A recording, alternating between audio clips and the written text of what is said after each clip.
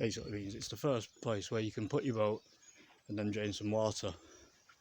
It's a riser lock of 3 gates, so you can get down rapid in one go to the next section. So Bury and Bolton is level all the way, and now we're going into Manchester. Places that we don't really know of, well, they still exist, but Prestbury, which is like a mixture of the name Bury and Prestwich. So your boat would be in there, and there'd be a gate here across from that side there at the top to this side at the top, and the boat would be in the top bit there. And this bit can fill up. Underneath me is filled in. This would be empty, obviously, and could fill with water. So this is another section. Drop down, another gate. So you empty the water out there and your boat comes down to this level. You can then float through here. But just think, you've got to go through 6 locks before any others can come up. So in the middle, after 3 locks, there would have been a basin or a big pool of water. So you could put 2 boats there while the other boats pass. And the reason for that is when you fill the top lock here, as you empty the water down, it will get stored in the middle. And then so you can use the same water all the way down. It says water. It also is cheaper to build than, separate ones. But there's sluice gates which are buried under here in each one of these locks. So you could take water from the top if you needed it to the bottom lock, or from the 4th lock to the 5th lock. Whatever you wanted to do, there have been sluice gates all the way along it. Whatever was convenient. But what they tend to do is drop 2 boats down all the way to the middle, and then you can start bringing 2 boats up from the bottom. But you can do it at the same time, so the top section and the bottom section can run at the same time.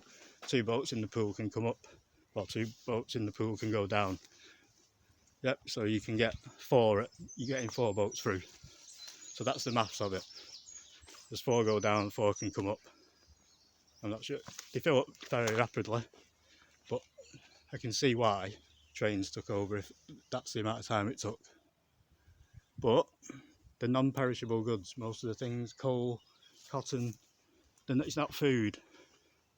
So once your barge reached Manchester, as long as you send a barge out every day down towards Manchester, they'll get a delivery every day. And I think that's how it works. It didn't matter that it was a long time, as long as it was constantly flowing with cotton, which it did. So we've got the red bricks in the area, and black bricks too. Let's get a shot of the big old stones and how far down we've come.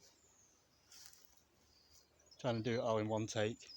Like I said, I'm not going into the history, because I will explain, Brindley built it, and it's a solution in 1797 to get the boats down. Canal mania occurred, but we're now in the pool, the basin in the middle. Well, we would have been.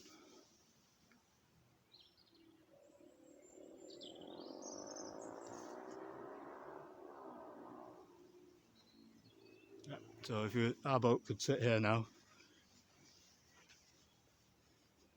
waiting for the next ones to come up into here, and then we can get in, because this one will be filled with water. See what I mean? So the water's being sort of recycled, which incidentally comes all the way from Bursweir through the Guyton feeder system, which is no longer in use, which is the environmental issue, which has also been featured. I'm doing some credit to Bolton today, because I don't really come here very much. So here's proof that the water could empty from one place, and then it come out through that one, and the gate's in the middle. See, it's called a sluice gate, and they lock into here, the gates, so they can't move about. So you see it's coming towards us. When you close the gates, the amount of pressure with the weight of the water is intense. I've felt it once, because I was trying to pull some out of a drain on the canal. It's like a vacuum. So when you put the gate in there, you shut together like that, and the weight of the water pushing against them makes them watertight, and they push into the wall the same. So they're watertight, and there's no other engineering needed. The gates weigh, some of them, I think they were like, some of them up to 8 tons. But because they're made of wood, which is very clever, they float. So it's very easy to move them around, but they're really sturdy. How clever is that? So we don't really realise how clever the engineering is in the canals. A lot of people are narrowboat enthusiasts. I'm actually the history and engineering. A really good example of what I am actually into is the pyramids in Egypt. So I look at them and it just drives my mind crazy, thinking why and how long ago was that when they built that, and that's amazing. And it's the same with it all. When I see this, I just have to come and then I'll try and work it all out, and it is fascinating. So our boat's still travelling down, and I intend to get all the way to the bottom, and then we'll see the pool. You can already see the water. This is another lock we're in. We drop down from the central pool. It's getting much darker, so it's really the perfect ending to all this. And like I say, I'm really sorry we didn't get more of Bolton and its wharf, but it has gone, and we'd just be searching around. This is the best example of a ruin along this canal that I can film to explain to you why it used to be brilliant and now it's not, because of things like this. You just drop in the middle. So I'm not just going to film the pool, I'll film the walls and show me at the very end of it.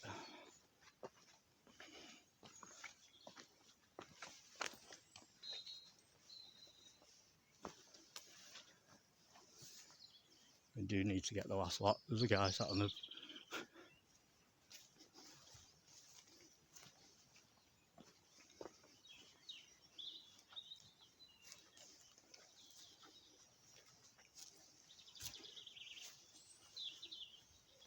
So all in one take from the top.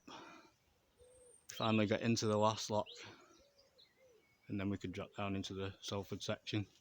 So how big and heavy they are. Okay, and then we would be down there in there. And off we go. And that's where we ended from the Salford video, if you remember. So I don't need to show you anymore. In fact, I'm signing off. See you later, Manchester. Might as well go for a swim.